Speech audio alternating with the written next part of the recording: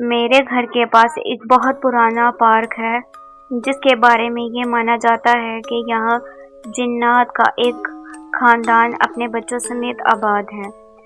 इसके बावजूद भी लोग यहाँ शाम के वक्त अपने बच्चों के साथ आते हैं उन्हें घुमाने के लिए। इस पार्क में बच्चों के लिए झूले भी लगे हुए हैं और ये झूले ही इस मासूम सी बच्ची पर भूत चढ़ने की वजह बने।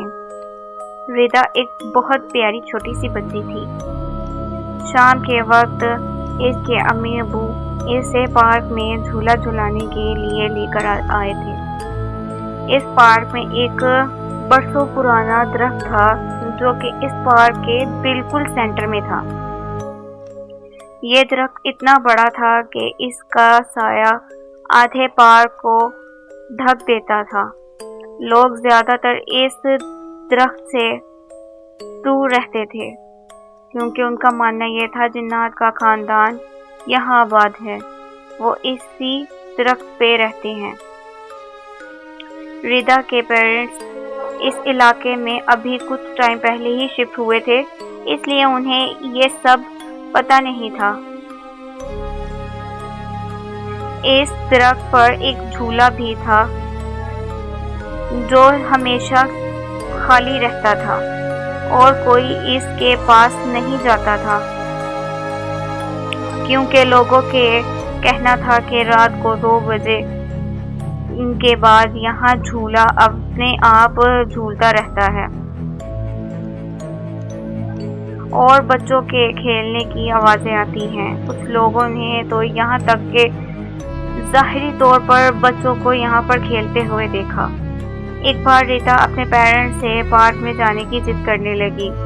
रात के 2 बज रहे थे। इसके पेरेंट्स ने इसे समझाया लेकिन रिदा ने जिद की क्योंकि वो छोटी बच्ची थी तो उसके माँ बाप मान चुके उसे ले जाने के लिए। इस वक्त पार्क बिल्कुल खाली था। वहाँ हर तरफ अजीब सी खामोशी थी। इस बच्ची के पेरेंट्स इस दरख्त के पास ले गए और इस दरख्त के झूले पर इसे बिठा दिया झूला झूलाने के लिए और यहाँ पर खुद वो थोड़ी दूर बेंच पर जाकर बैठ गए।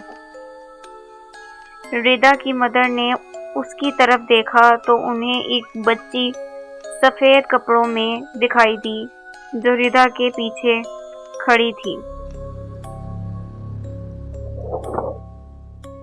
और रिदा को झूला झूला रही थी। रिदा भी उसके साथ हंस हंस कर बातें कर रही थी।